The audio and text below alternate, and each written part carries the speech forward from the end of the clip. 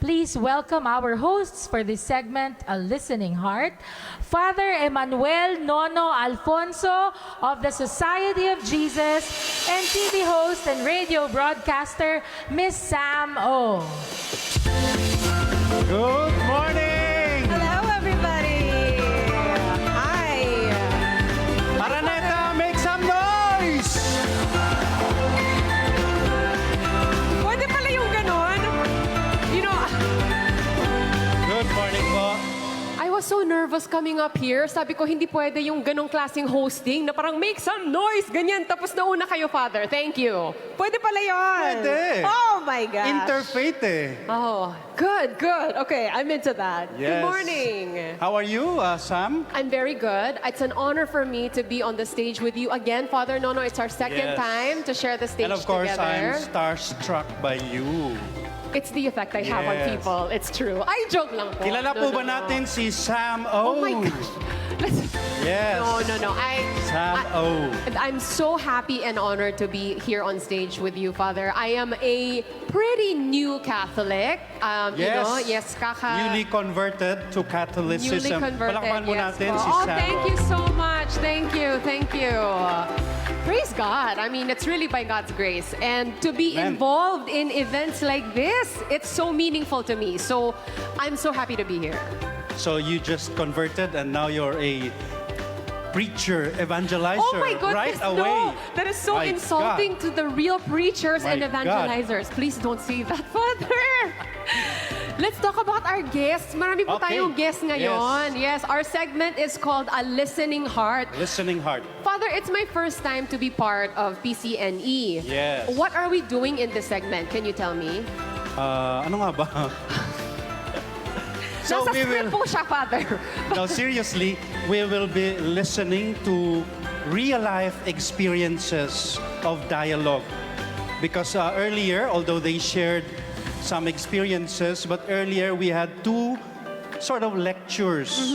But this time around, these are real people that we will be interviewing, Yes. sharing with us the consolations as well as the difficulties of doing real dialogue. So we will listen to them. Yes, talagang they've been so deep into the interreligious Correct. thing. They have so many years of experience Yes. between them. And we will get to talk to them today. Shall I start by Yes. introducing our first Please. guest? Sure. Our first guest is a researcher, author, and facilitator of world religions and belief systems. She is a core team member of the Episcopal Commission on Interreligious Dialogue of the CBCP, the chairperson of the Special Interest Groups of the World Council for Curriculum and Instruction, a trustee of the Asian Social Institute, the vice chair of the Board of Trustees of Sandiwa, Networks of Advocates for Grabe. National Minority Rights. Pagod na ako for her. Ang dami niyang Ang haba. ginagawa. And you're not yet I'm done. not even done yet. She's also the vice president of the Mandala Peace Arts Incorporated, of the Board of Trustees of Sandiwa, Networks of Advocates for Grabe. National Minority Rights. Pagod na ako for her. Ang dami Ang niyang haba. ginagawa. And you're not yet I'm done. not even done yet. She's also the vice president of the Mandala Peace Arts Incorporated. She's a member of the Uni Harmony Partners Manila, an organization that aims to spread the message of interfaith harmony, dialogue, and cooperation as key elements toward nation building. Everybody, please help us welcome Dr. Genevieve Balensat Kupang. Woo! Okay, I'll introduce the next, our next guests. They're a Yes. couple, They're a actually. couple. Yes, they're a couple. Asela Lucido Arago is married with 2 children to Ted Arago. She has worked with an international organization for several years. She is currently connected with Bukas Palad Foundation of the Philippines Incorporated, a non-government organization, a social initiative of the Focolare movement. Teodolfo Ted Aboy Arago has a degree in fine arts, studied film and television, video production, and communication. He has worked with an international organization and was involved in the academy as well. My dear friends, please welcome Mr. and Mrs. Ted and Acela Arago.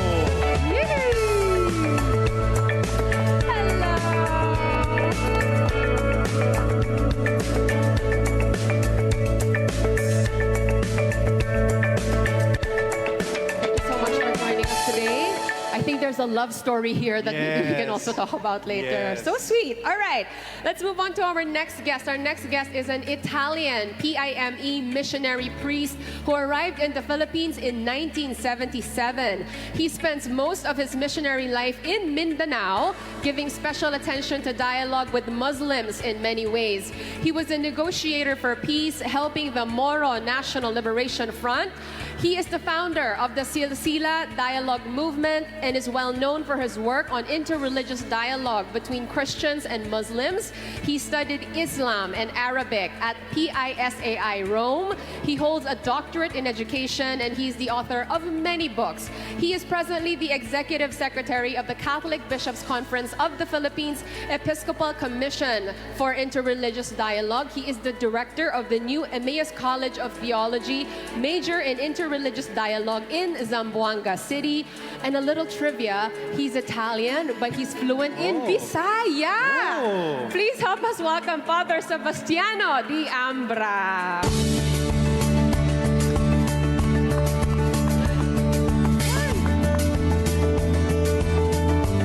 Hello, Father.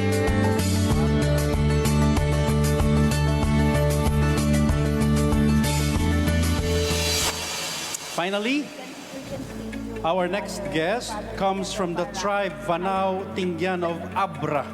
He co-founded the Association of Indigenous Priests and Religious in order to strengthen the efforts of IP priests, religious men and women, for a new way of being church from the perspective of the IPs in the areas of enculturation in liturgy, education, formation, Bible translations. His advocacy surrounds in areas of human rights, the environment, development, and health. Father Oscar is now the director of John Paul Biblical Center, the first regional biblical center in the Philippines in Vigan, Ilocos Sur. My dear friends, please welcome Father Oscar Alunday. Oh, he comes bearing gifts. What is this? Please have a seat. Okay. First of all, thank you so much for making time to be with us this morning. They come from, faraway places. Yes. They're very busy people. It was so tiring to introduce you because your introductions were all a mouthful. Yes. Ang dami nating sinasabi, but I mean, we appreciate your time so much. But that means they are experts. Oh, yes. They are authority figures when it comes to what we call dialogue. Mm-hmm. They have a lot of experience, and we can learn from them, my dear friends, because we have to admit that dialogue is such a hard activity to engage in. But they are the experts, and this morning they will teach us. We will learn from them. But where do we start? My gosh. Okay. I don't even know. Take it away, Father Nono. Yes, so we start ladies first. Ladies first. Ladies yes. first. Doc Jen, let's start with Doc Jen. Yes. Hi, Doc Yes, Jen. Jenny lang po. Doc Jenny. Doc Jenny. Jenny. Would you like to say hello to everyone? Yes. Gusto ko silang batiin ng Dong Dong ay si Dong Ilay, Insina Lidomay. I am Genevieve Kupang from the Mount Pulis, foot of Mount Pulis in the Cordillera. So, embedded in me is a Kankanay, the Kankanay lineage.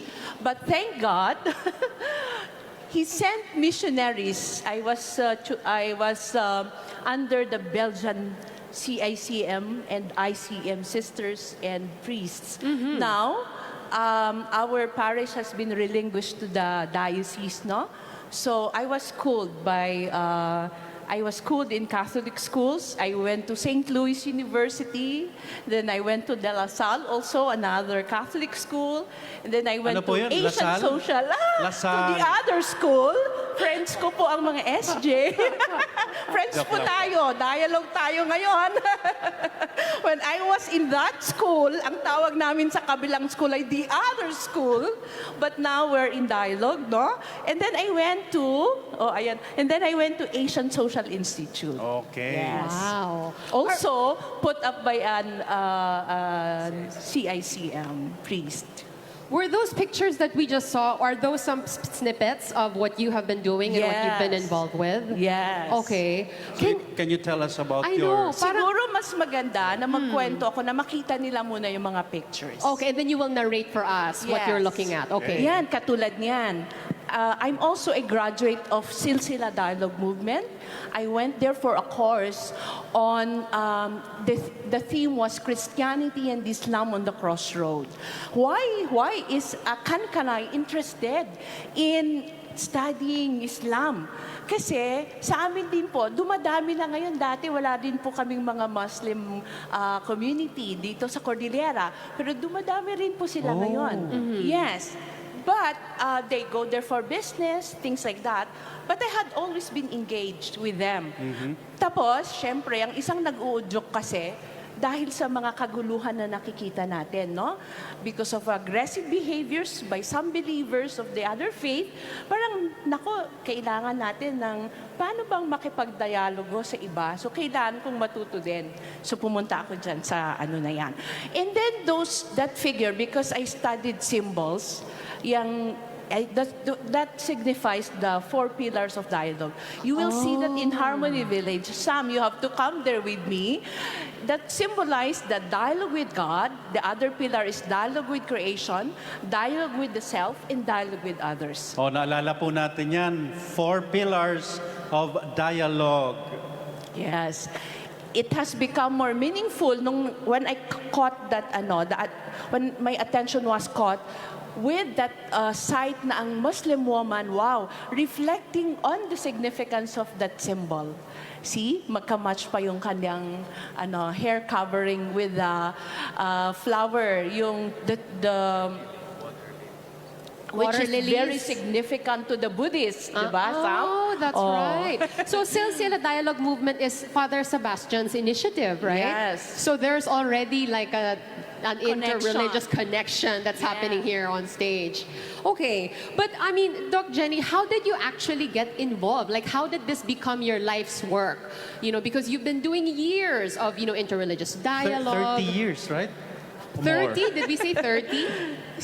Siguro ganon pa. Siguro as I speak, papakita natin yung mga pictures. Ay, there's more. Okay, But, let's see more pictures. Siguro, basically the main inspiration is actually the Beatitudes. The main inspiration is actually the Beatitudes. In the Beatitude, Christ has a profound poetic sketch kung sino yung mga mapapalad sa mundo. Those who are called blessed. And one of the things that struck me there is Matthew 5, as a woman, Matthew 5 verse 9 that says, Blessed are the peacemakers, for they will be called children of God. Of course, he said also in that beatitude na mapapalad yung mga may awa, those who practice mercy, those who seek for justice, things like that. So yun yung gusto kong isabuhay. Kaya po, ako na-involved syempre, because I work also with the Sisters of St. Paul. I've been teaching with them for the past 30 years. But on top of being in the academia and the researcher, I had also been involved in interreligious dialogue. And that has brought me around, not only here in the Philippines, but also abroad. Wow. Connecting with people, different educators, to see how we can make this world better through education. Yes, yes. Similarities. There is a picture there where you can see what do you call this? Do unto others what you would like others do unto you. That is the golden rule, no? And that is found in the 13 other faith traditions. Yes. Actually, if there is by the Scarborough Mission, I was able to meet one in San Francisco in the United Religions Initiative. And so when I saw that, this poster that they advocate actually, I was interested in so one. But what touched me most was, hindi lang po doon sa Christian point of view, but the native spirituality. What did it say? The more vibrant the earth is, the more we will be alive as human person. It brings me to my own indigeneity na ang theme natin kasi ngayon, sino ang who's our neighbor? Yes. Sa indigenous tradition po kasi, hindi lang po sa tao ang aming consciousness. It extends beyond anthropocentrism, so to speak, or yung humanity na sinasabi. So sa amin, we lament of the ongoing aggressive development. Like yung mining, pag nakita namin nakakalbo, yung kabundukan, nasisira yung mga puno, we cry very hard. Why? And that, for example, this happened right after the Mamasa Pano. Do you know that even the trees, pag makita mo, may mga may mga gunshots. And I feel for the trees. Ganun po kami Are you mag-isip. tearing up right now? Yes. Oh my goodness. And so, what did we do? Igorots went to Mindanao. We went there and prayed for the land. Sabi namin, sana po tumigil yung pagdanak ng dugo. Kasi Mama sa Pano, imagine that, no? It has shook the world because it's a very cruel type of And sa amin, kung magkakapatid tayo, ang tingin namin doon, bakit tayo nag-aaway-away? Kasi sa amin, sa indigenous tradition, lahat po ay kapatid mo. Ako ay ikaw, ako ay ikaw. We're all brothers and sisters. Amen. So why do we hurt each other? Beautiful. Oo. Napalakpakan po natin siya. I can feel her heart, right? I mean, when she was speaking about these matters, my But goodness. something that we can really learn from the indigenous peoples in the Philippines and everywhere else, they're very close to nature. So they're protectors of nature. So thank you so much for saying that as well. Thank okay, you, Doc moving Jenny. on. Thank you, Doctora. I'm sure she still has a lot of things to Mukha share. naman po, yes. But, We can be here all day. Yes. Okay, let's try the next one. Let's have Shall the we- couple. Yes. Yes! Ted and Acela Kasi Arago. yung mga mag-asawa, laging may dialogue dapat. Oh my goodness, oh nga no. Does this help your marriage as well? Oh, that's a nice bonus. Okay, so I guess the first... Yes. Have you ever wondered, so they come from the Focolare movement. What does that word mean? Have you wondered about that? Or you asked them already? You know what? I didn't, and I would love to know the answer. But I do know that they are celebrating 100 years this year, Wow. right? Congratulations Wow. on your Focolare, centennial 100 years. anniversary. Yes. So what does we it- welcome again Ted and Acela Arago. What does the word focolare mean? It's a heart place, A heart, a fireplace. a fireplace. So, okay. At the time when the movement started, it was founded by Chiara Lubig with some girls, her companions. And they realized that there is because it was during the war. And during the war, everything was down. So they realized that everything is vanity of vanities. And what remained is only God. God who is love. And so they started helping the war-torn place, yung mga mahihirap, lahat. And then also they realized that from there on, dumami na yung mga tao na sumama sa kanila. It started with 500 initially. It was in Trent, Italy. And then now it reached to about 182 nations. Wow. So All this is how over it the started. world. Yes, Wow. yes. So that's the Primarily, Focolare it's movement. what we do is we live for love. Yeah. But then the goal is the testament of Jesus, that all men be one. Let all men be one. That I So- think is your tagline, right? We say that this is our project. Right. That all men be one. And in so doing, eventually, when you love, you be the first one to love. You love your husband, the first your neighbor. And in doing so, you do a lot of things. You help the church. You are one with the church. And one with the church, you one with the other Christian churches, with the other religions, with the indigenous people, all this. And how do you be one with them? But to give concrete love to the least of our brothers. And so how does that idea and that kind of heart translate to actual projects? What does it look like? What are you involved in?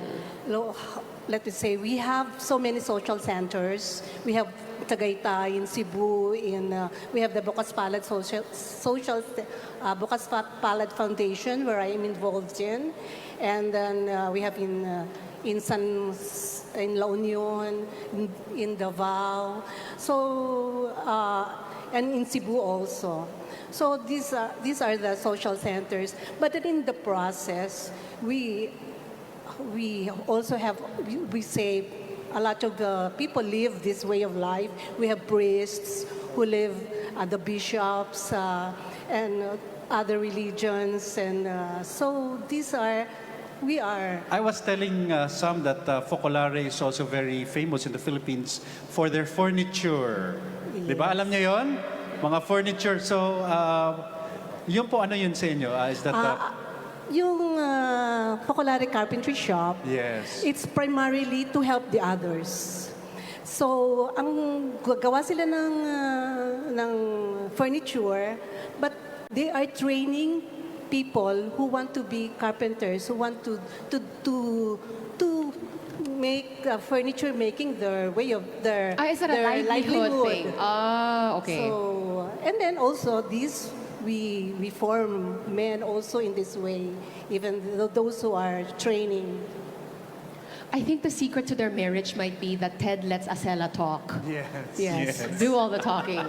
Yes. But no, Ted, I also want to ask you, Sir Ted. Yes, kayo naman po sumagot. How? Because I know that you met when you were in your 20s, right? Actually, 30s. 30s, okay. She was 20s. Okay. And then you were both in, like, Focolare, you were both involved. She was the first one who discovered Focolare. And then she dragged you in to become part of the movement as well. Willingly. I was willing to be dragged. But I just imagine, because you are a couple and you are both in this, Focolare movement and working towards interreligious dialogue, do you foster that in your family life as well, with your children or something like that? Yeah. We have 2 children. Mm-hmm. We got married. We both know, as I was saying, Asel got the first one to be involved with Focolare. And then later on, after several years, I become a member also. Mm-hmm. And ever since we got married, the children were exposed to the Focolare life. I'm sure. And being a couple, we, as a question of how do we teach others about interreligious dialogue, it's a matter of really looking at yourself, a question about your faith. Is my faith really that strong? Because I could teach someone coming from my heart and from my mind, but also from the experience that we undergo. So we must be strong in our faith, and really with this, then we can proceed to share this, what we know about interreligious dialogue and so on. It's an ongoing formation for us. It never stops. We got to learn many things with experience, with exposure that we go through. Yeah, and this gets inculcated down to your children in the home, I'm sure. Yes. That's a wonderful, family life. The Focolare, they're a movement, and they're engaged in formation programs to promote interreligious dialogue. Yeah. If I So- may, I have invited his son, Paolo, to come and teach my girls about what the movement is in my Christian living class in St. Paul. Oh, wow. So Yes. there's already like dialogue their daughter happening. and their sons are, and her son is also very much in. So That's they can be wonderful. invited by schools. Yes, Okay. all of you actually. I mean, I'm Yeah. sure, you have lots of knowledge to impart when it comes to interreligious dialogue and these projects that we're talking about. Okay, let's move on to our next guest. Yes, idol po natin itong si Padre. Okay, so let's hear from Father Sebastiano. Buongiorno. Buongiorno. Thank you for inviting me here. Somebody told me that I know Cebuano. You're fluent. Dugay kaya ko dire, no? Wow! Anyway, sometimes when I'm in a place like this with practically majority Filipino, I said, ako po't Pilipino sa kasing-kasing, gikan sa 77. So, Wow! always I say, I arrive in the Philippines before many of you, no? Yes. Anyway, that is my mission, and I'm happy to be here and to share, no? Not only because of SatLite, but also because of the Commission for Interreligious Dialogue. Hopefully, I can give some messages that can help all of us, no? And to be in dialogue with tribal people, and after giving more attention to Muslim community, because at the time it was the conflict in Mindanao and Menelef, all these things that is part of our history in Mindanao, no? And I felt really there is a gap between Muslim, Christian, a lot of prejudice, sometimes hatred in the heart. So I said to myself, I have to be a bridge of love, a bridge of solidarity. So I started an adventure with many chapters in my life. Father Dambra's belief in the power of dialogue led him to begin the SatLite Dialogue Movement, or SDM, in 1984, together with Muslim and Christian friends. SatLite, Arabic for chain, is based on the spiritual experience of the Sufis, or Muslim mystics, to express the bond of unity between them and Allah. It is the same chain that brings people of different faiths together as a human family created by God. Now operating for more than 25 years, SDM continues to create opportunities for interfaith cooperation in the 14-acre Harmony Village in Zamboanga City. Of course, the dream of peace is in the heart of many. I think it's a long, long journey, not because it's difficult, but because many are not ready for peace. Or maybe we can say in a more down to the point, peace must be sincere. On my part, I love these people because no matter how, still, we have a lot of problems. We are in front of Basilan. That is the island of Basilan. Many people know about Basilan, how difficulties when we talk about Basilan, Abu Sayyaf, etc. But in Basilan there are so many good people. I believe in the deeper part of the conscience of each person there is goodness. So in dialogue we have to reach that deeper level, and we can rebuild again. It's like when there is a soil that we need to put the good elements to allow the seed to grow. It's a long process. Father Dambra is unfazed by the seemingly daunting task of fostering dialogue between different sides in Mindanao. He has been a negotiator for peace talks between the Moro National Liberation Front and the government. And yet, there were still those that misinterpreted him, as some people from both Christian and Muslim sides grew suspicious of him. He was an easy target after all, being a priest and a foreigner who did not choose religious sides, but only the side of peace.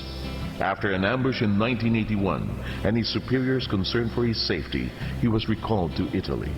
During this sabbatical from Mindanao, Father Dambra passionately studied the context and variables that played out in Mindanao at the Pontifical Institute for Islamic Studies and Arabic Studies in Rome, as well as visiting other Islamic countries to learn more about their experiences. So that was a kind of preparation for me. I didn't know when I could go back to the Philippines because I was like in exile, but the occasion came. In 1983, Father Sebastiano was invited back to the Philippines, this time as the newly elected regional superior of the PIME missionary community. So I came back, and the base was Zamboanga. So meanwhile, I start my service as a superior PIME. I start to develop my dream to gather other friends, Muslim, Christian, and to share what I learned, what I believe in terms of dialogue.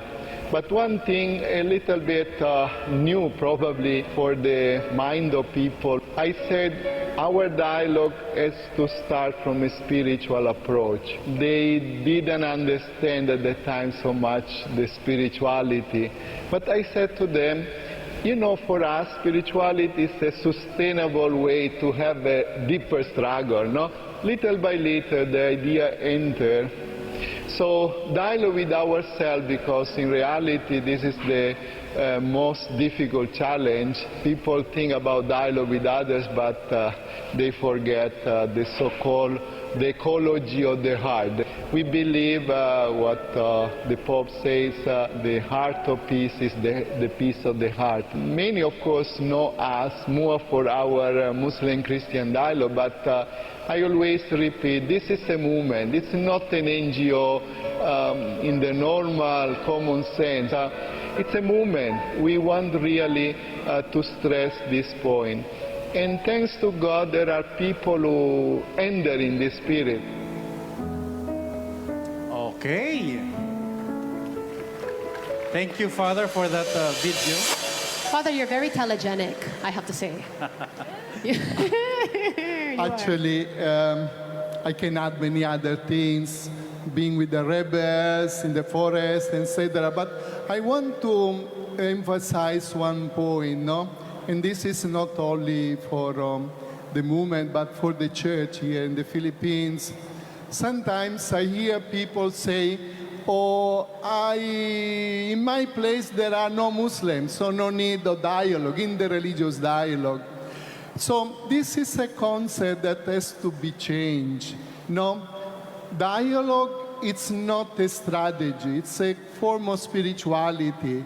Hopefully, in all parts of the Philippines, no matter in the north of Luzon or in the north or in Mindanao, we can prepare our Catholic to be deeply committed in dialogue, any form of dialogue, in the religious dialogue, ecumenism, and other form of dialogue. So this is my dream.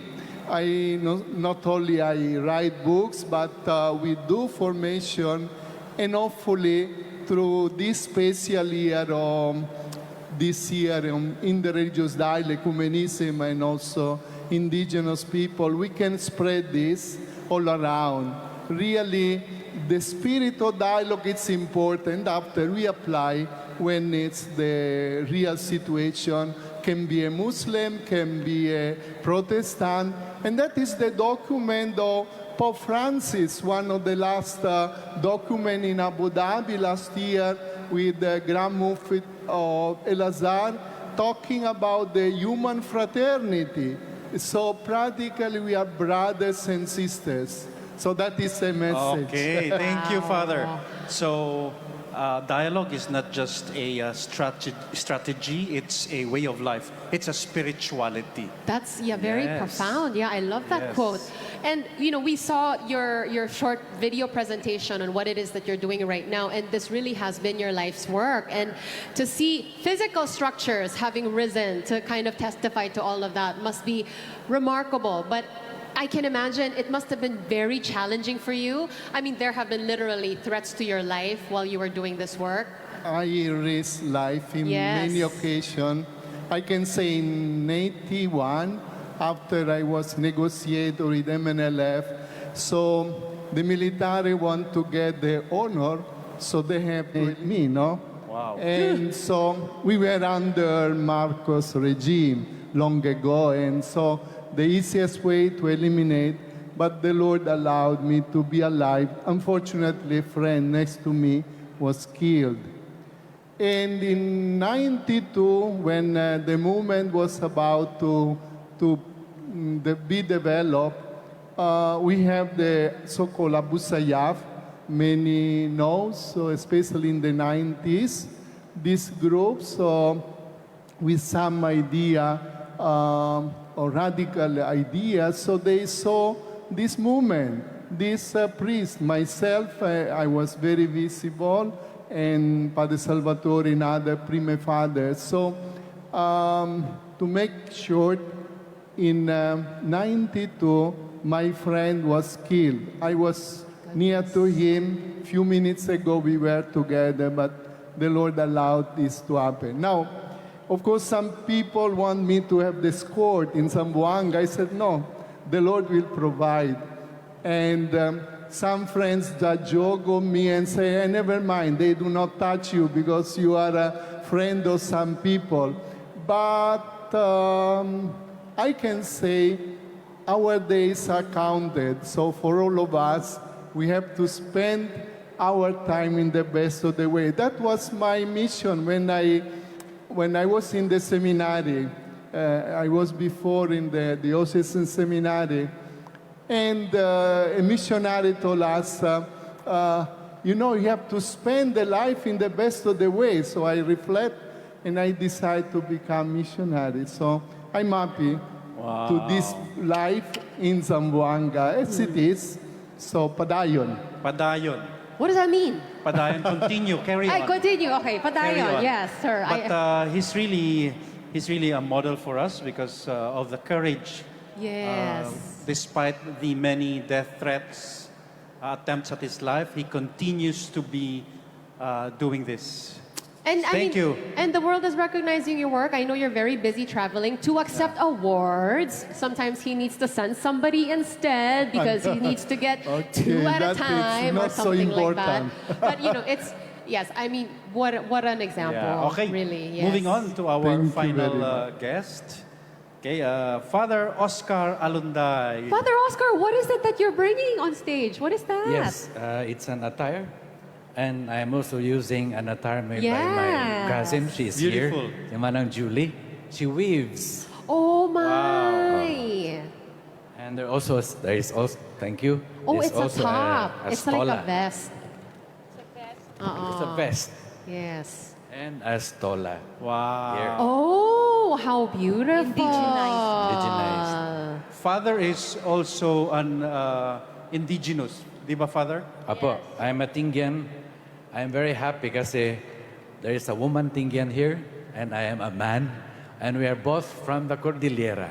She is from Mountain Province and I'm from Abra. The Cordillera has 5 provinces. Abra, Apayao, Mountain Province, Ifugao, Kalinga, and 2 cities. Baguio City and Tabuk City. So yun po ang Cordillera and some people were asking me kanina, ano ba yung challenge, difficulties mo Yes. being as a missionary? I can tell you of the 3 least challenges. Ito po yung pinakamaliit na challenges. Opo. Okay. Kasi language, listening, and sounds. Kasi sounds. Sounds, okay. Mas mahirap kasi yung tatakbo ka eh. You cross mountains, you go up, you hide for 2-3 years. Mahirap yun. I'll just tell you about the doables. Let's try the sounds. I say salidumay and you answer dang-dang-ay. Dang-dang-ay. And when I say dang-dang-ay, you say salidumay. Salidumay. Saligumay. Dang-dang-ay. Salidumay. Salidumay. Dang-dang-ay. And when you ask, ano yun? Yes, ano nga yun, Father? Yun po ang musical expression ng Cordillerans. I'm sure the other indigenous peoples in the South, in the Visayas, merong kayo. But we have other sounds. The sound of the gong. Pag narinig ko na yung gong, sumasayaw na ako eh. Di ba? Kayo rin? Yung karakol kanina, meron kaming equivalent nun with the gongs. Okay, yeah. And sounds of the bamboo musical instruments. Elmer, my cousin, is also here. He plays the nose flute. Mahirap po yun. We have 2 kinds of flute, the nose flute and the flute, yung mouth flute. And other musical instruments. Why did I say language? Sa experience ko, sa Abra po, taga-Abra po ako, there are 12 ethno-linguistic groups in the province of Abra. Ilocano is number 12.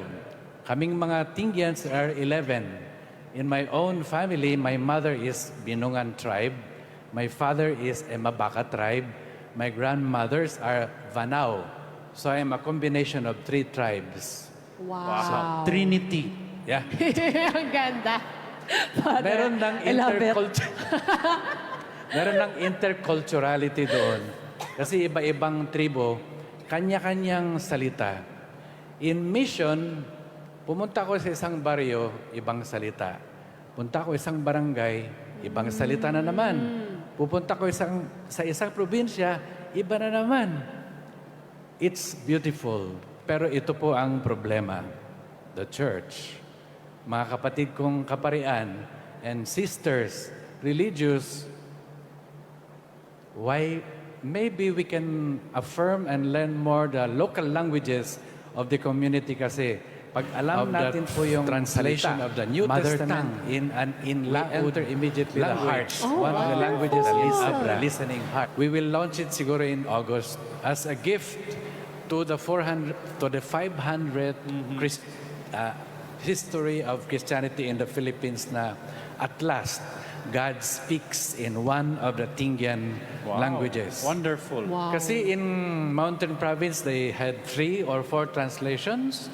In Kalinga, in April, we will launch the Mangali, maybe 3 or 4 Kalinga languages. Of course, in the Visayas, you have plenty. And in Palauanon, and what else? Marami po. That's the challenge for the church. We allow God to speak in the mother tongue of the indigenous peoples. Kasi even kahit magaling yung mga PowerPoint presentations, pag hindi po natin alam ang mother tongue ng indigenous peoples, mukhang nakikinig, pero ang puso, dito lang o dito na-touch, pero ang puso hindi po. Why listening? Listening, we listen to each other in 3 days, 5 days in a bodong system. Those are the avenues wherein we can learn the laws, the way indigenous peoples govern themselves bago pa dumating ang Espanyol at Amerikano to resolve problems dito sa Pilipinas. Meron pong indigenous governance. At yun ang magandang i-capture ng simbahan. Language, rites and rituals of indigenous peoples from the womb to the tomb. Marami po yan. Hindi pa napasok ng simbahan yan. Papaano? Mahirap kasi ang salita. But we are challenged. Mabuti na lang may mother tongue-based program ang gobyerno. Let's join that. Mga kapatid na indigenous peoples, if you are called to help in the mother tongue, go. And if you are challenged to sing salidumay o gayam, do it. And if you are challenged to wear the attire, wear it. Meron po akong bahag. Nagbabahag po ako sa kwarto ko. Kasi ako yun eh. Ang mental image, Father, ha? Oh my gosh. You cannot Oh my unsee gosh. it. Okay. Okay, thank you, Father. So, Thank you. Sam, kanina sabi ni Doktora, no? The 4 pillars of dialogue. Here we learn from Father Oscar the 3 elements of dialogue: listening, language, and sound. Yun. Maki. Okay, are we learning? Okay, so I just want to thank our panel, Father, because, you know, they're so busy. They're involved in so many different things. I'm sure it was a challenge for them to make time in their very busy schedules to be with us today, to share with us their challenges and how we can help as a church to Yes. further interreligious dialogues. We want to thank you so much for being with us today. Thank you. Let's give them a big round of applause, everyone. and now we will see if you have learned anything from this spiritual conversation. Okay, let's see whether the Cardinal has learned anything from the past hour. We will now call on the Cardinal to make any reaction. Yes, let's welcome him with a big response. round of applause. Hello. Hello, hello. Hi, Sam. Hello, hello. Hi. I'm so kilig.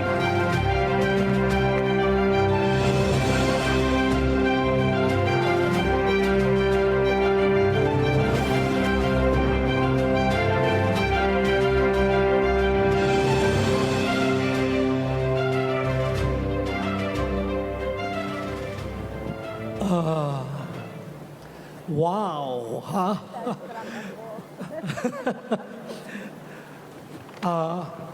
If we could just parang revise the program of PCNE for today, we could have just extended this up to this evening. No? Parang each person has a wealth not only of insights but of heart. No, they spoke from the heart, and we hope we listened also, no, with our hearts.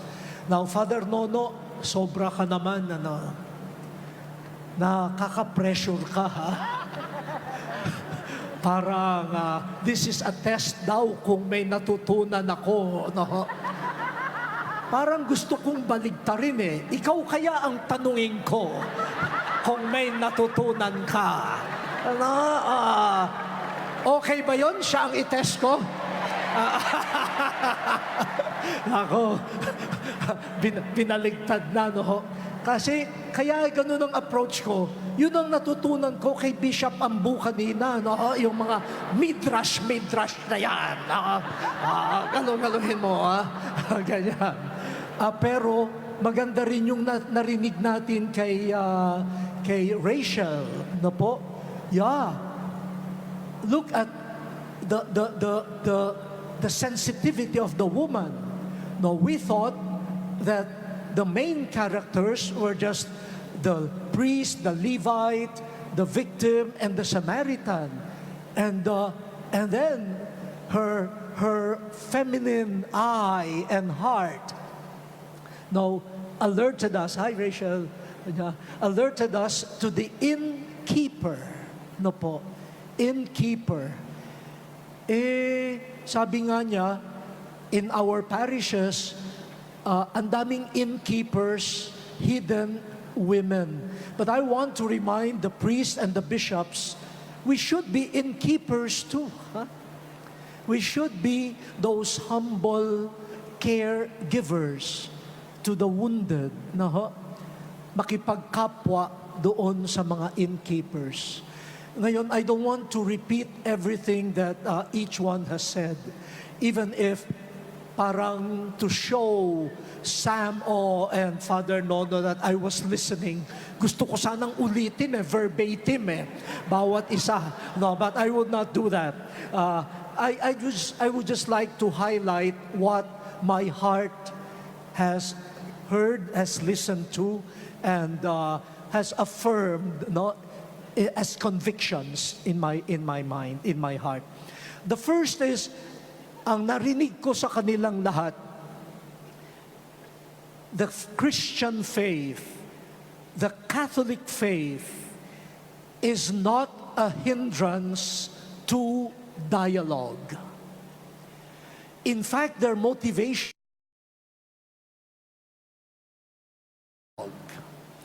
sana po, isa yan sa maging bunga ng PCNE. Hindi takot sa dialogue ang tunay na Katoliko. Dapat sasabihin natin, dahil Katoliko ako, I will engage in dialogue. Hindi kayo kumbinsido. Kasi kain na ng kain yung iba. Dialogue, sige! Nakikidialogue na ang sikmura, hindi ang puso. Okay lang yon, nauunawaan namin yan. feed the hungry. Dialogue pa rin, ano? So, isa po yun. And I want to thank all of you for giving that affirmation, which is very much part of the Second Vatican Council and the renewal of the Church. No po. Yung ikalawa po ay the Second Vatican Council. Tuwang-tuwa ako nung sinabi ito ni Father Dambra. Kasi parang linya ko rin yan in one meeting in Rome. I don't know whether you copied me, Father, or I was the one who copied you. I don't know from you. Yung ito, no, yung dialogue, yung listening, and then sharing. This is not just a strategy. Sabi ni Father, it is a spirituality. Sabi ko naman, it is a theology. Meaning, it is God's action. Our God is a God of dialogue. God speaks. God listens. Hindi ito parang ano nga lang, no, yung parang sabi strategy to reach something. It could be approached that way, but for believers it is something that is divine. And because it is divine, it is also human and humanizing. Kaya sa mga kapatid po natin, ano, sana sa narinig nating witness sa kanila, hindi lang ito pamamaraan, hindi lang ito style ang dialogue. Ito ay pagsunod sa Diyos. At pag sumusunod sa Diyos, nagiging higit tayong tao. And so, it is really following the ways of the Spirit. It is really following Jesus' discipleship. It is doing the will of the Father, God the Father. Ito hong dialogue na ating kinikilala. At yung pangatlo po, from Dr. Genevieve, kay Ted and Acela, kay Father Sebastian, at kay Father Oscar. Father Oscar, SVD ka pa ba? Kasi nakalagay lang Father Oscar Alunday. Bigla akong kinabahan. Wala na yung SVD. SVD ka pa pala? Of course daw. Paki-correct ho yun, no? Kasi baka akala, because of PCNE, inalis na siya sa Society of the Divine Word. Ano po? Yung nakikinig tayo sa kanila, coming from their faith conviction, coming from spirituality, pero kitang-kita ko sa kanila, there were so many signposts, many sounds, parang ganyan, ano? Many colors, many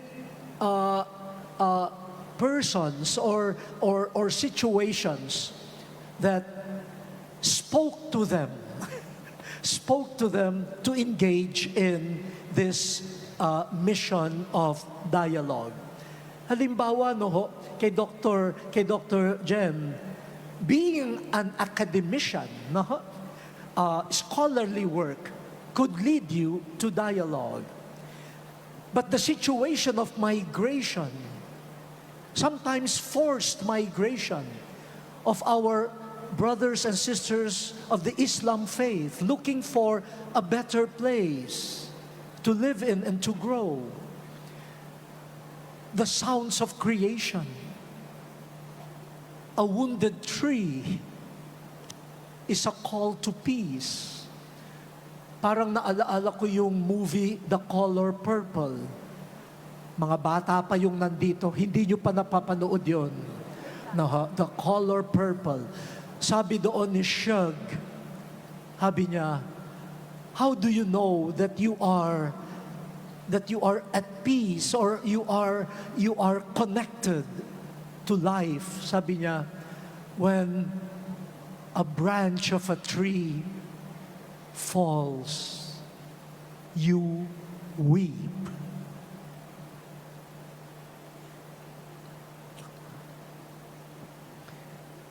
Pati yung sanga ng puno, no? Could be an invitation. Si Ted and Acela, the family, the focolare. Pero sabi nila, if you are one with the church, you will be one with everyone. So belonging to the church does not isolate you from everyone. Sa kanila, if you belong to the church, you are connected to everyone. Ecclesiology pa. Si Dr. Jen, the Beatitudes. Si Father Dambra, sabi niya, I've been here in the Philippines before many of you now were born or arrived in the Philippines. Father, when did you arrive in the Philippines? 1977. Hindi pa ako pinapanganak noon. That's a joke, Father. But mukhang naniniwala si Father. What can I do? Pakilakasan po. Cardinal, mukhang 16 po kayo. She is a very holy woman. She will not tell lies. Oh, no. Pero ito yung isang aspect of dialogue na ewan ko baka nahihiya si Father Dambra to say. Pero I want to articulate it. I want to tell you publicly that Father Dambra is one of the most Filipino persons I've ever met. Mas Pilipino pa yan kaysa sa iba sa atin. No po? And that's dialogue. That's dialogue.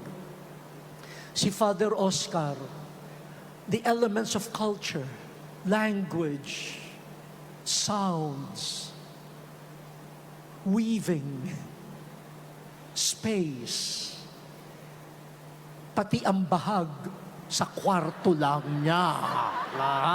Ayan, ha? Ganyan.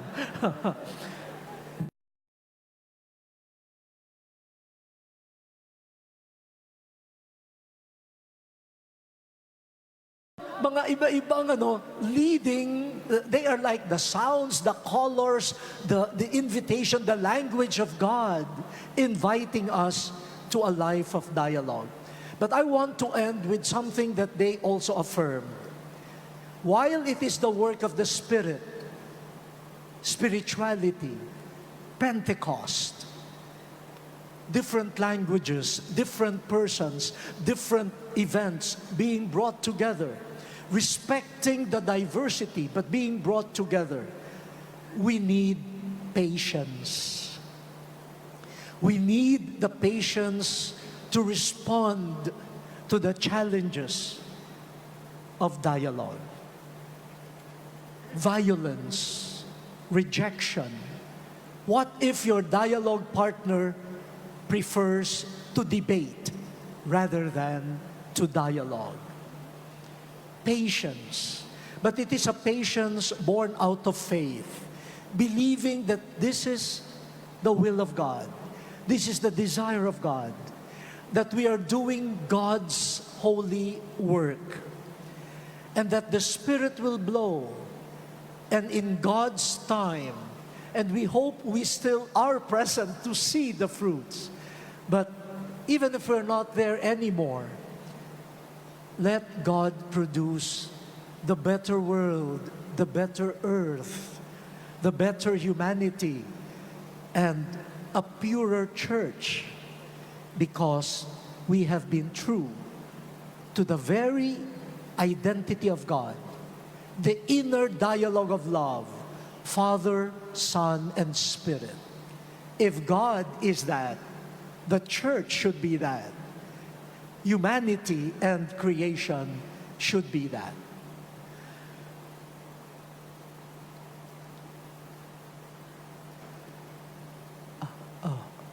Father Nono, pwede na ba yun? Pwede? Mga 95? I'll give you a grade of 95. Almost perfect. Hindi, marami na nga akong dinagdag eh. But yun po yung natutunan ko. I hope kayo during lunch or and the rest of the day, continue reflecting. What did your heart hear from their hearts? And I'll be very much interested to know. No, yun ang narinig ng puso ko. Yung puso nyo, siguro may iba ring narinig. At mamaya hanggang bukas, pagsamasamahin natin yung mga naririnig ng ating puso in a big event of dialogue with God and with the rest of creation. So salamat po sa ako ayata. Thank you so much for that wonderful synthesis, Cardinal. May huling hirit lamang po si Dr. Jim. Meron po ako natutunan sa mga Hindu friends natin. Pinalad po ako na pinayagan ako ng mga boss ko sa mga kamadrehan sa St. Paul at ako'y napadpad sa India. May maganda silang sinabi na akma din, nakikita ko din sa ating Bible, no, sa Gospel. The whole world is one nest. Ang sabi po ng mga Hindu friends natin, sabi nila, we are the birds of the same nest. We may have different skins. We may speak in different tongue. We may believe in different religions. We may belong to different culture. Yet we share the same home, our earth. Born on the same planet, covered by the same skies, gazing at the same stars, breathing the same air. We must learn to happily progress together or miserably perish together. Man can live individually, but can only survive collectively.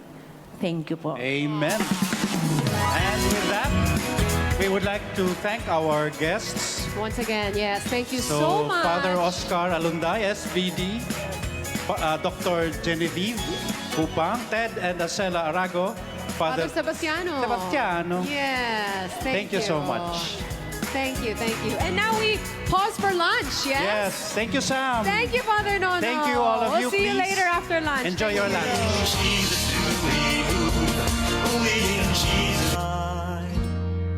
Yet my neighbor just beside me never really feels at home, and the homeless just become like sand in our eyes.